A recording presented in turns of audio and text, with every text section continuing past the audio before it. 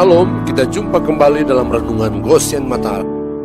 Haleluya, saudaraku yang dikasihi dan diberkati Tuhan. Renungan pagi hari ini bertema, kita sudah dimerdekakan. Bacaan firman terambil dari Roma pasal 6 ayat 16 sampai ayat 18. Demikian firman Tuhan. Apakah kamu tidak tahu bahwa apabila kamu menyerahkan dirimu kepada seseorang sebagai hamba untuk mentaatinya, kamu adalah hamba orang itu yang harus kamu taati, baik dalam dosa yang memimpin kamu kepada kematian, maupun dalam ketaatan yang memimpin kamu kepada kebenaran. Tetapi syukurlah kepada Allah, dahulu memang kamu hamba dosa, tetapi sekarang kamu dengan segenap hati telah mentaati pengajaran yang telah diteruskan kepadamu. Kamu telah dimerdekakan dari dosa dan menjadi hamba kebenaran. Kita baru beberapa hari yang lalu, tepatnya tanggal 17 Agustus memperingati kemerdekaan Indonesia yang ke-77 tahun. Artinya, 77 tahun sebelumnya, Indonesia mengalami penjajahan bangsa lain, diantaranya Portugis, Belanda, dan Jepang. Bertahun-tahun bahkan beratus tahun, bangsa kita tercinta mengalami masa-masa sangat kelam dikarenakan penjajahan musuh itu. Tanah Indonesia adalah tanah yang subur dan kaya, sampai-sampai menjadi bagian dari lirik lagu yang diciptakan oleh Yok Koswoyo dan dinyanyikan dan dipopulerkan oleh Kus Plus, yaitu orang bilang tanah kita tanah surga, tongkat kayu dan batu jadi tanaman. Tetapi ironisnya, rakyat Indonesia mengalami kelaparan, kemiskinan, kerja rodi, dan segala macam penderitaan lainnya di masa-masa penjajahan itu. Perjuangan para pahlawan bangsa kita tanpa melihat latar belakang ras, suku, agama, dan golongan terus berjuang sedemikian gigih sampai mengorbankan harta dan nyawa, akhirnya bisa merebut kemerdekaan Indonesia pada tanggal 17 Agustus 1945. Maka tidaklah heran di setiap upacara bendera selalu ada mengheningkan cipta untuk mengenang jasa-jasa para pahlawan. Kita manusia telah terjajah oleh dosa dan setan sejak kejatuhan manusia pertama di Taman Eden.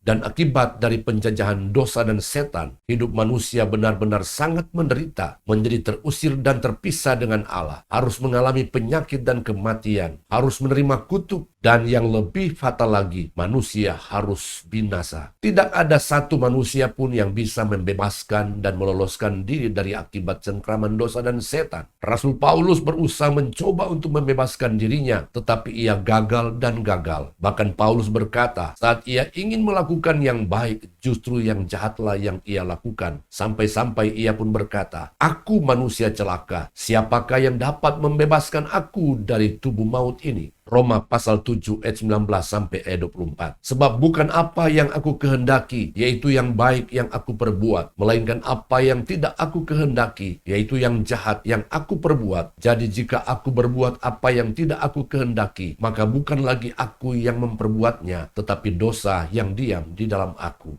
Demikianlah aku dapati hukum ini. Jika aku menghendaki berbuat apa yang baik, yang jahat itu ada padaku. Sebab di dalam batinku aku suka akan hukum Allah, tetapi di dalam anggota-anggota tubuhku aku melihat hukum lain yang berjuang melawan hukum akal budiku dan membuat aku menjadi tawanan hukum dosa yang ada di dalam anggota-anggota tubuhku. Aku manusia celaka, siapakah yang akan melepaskan aku dari tubuh maut ini? Demikianlah jadinya nasib kita semua. Tetapi puji syukur kepada Allah yang sudah mengutus anaknya yang tunggal, Yesus Kristus, sehingga oleh pengorbanannya dengan rela mati di kayu salib, dikuburkan dan bangkit kembali dari kematian pada hari yang ketiga, maka kita pun manusia dimerdekakan dari cengkraman dosa dan setan. Oleh Yesus Kristus kita benar-benar merdeka. Yohanes 8 ayat 36. Jadi apabila anak itu memerdekakan kamu, kamu pun benar-benar merdeka. Saudaraku yang terkasih di dalam Yesus, kita sudah dimerdekakan. Karena itu, pergunakanlah kemerdekaan itu dengan baik. Galatia pasal 5 ayat yang ke-13. Saudara-saudara, memang kamu telah dipanggil untuk merdeka, tetapi janganlah kamu mempergunakan kemerdekaan itu sebagai kesempatan untuk kehidupan dalam dosa, melainkan layanilah seorang akan yang lain oleh kasih. 1 Petrus pasal 2 ayat 16. Hiduplah sebagai orang merdeka dan bukan seperti mereka yang menyalahgunakan kemerdekaan itu untuk menyelubungi kejahatan-kejahatan mereka, tetapi hiduplah sebagai hamba Allah. Amin. Tuhan Yesus memberkati.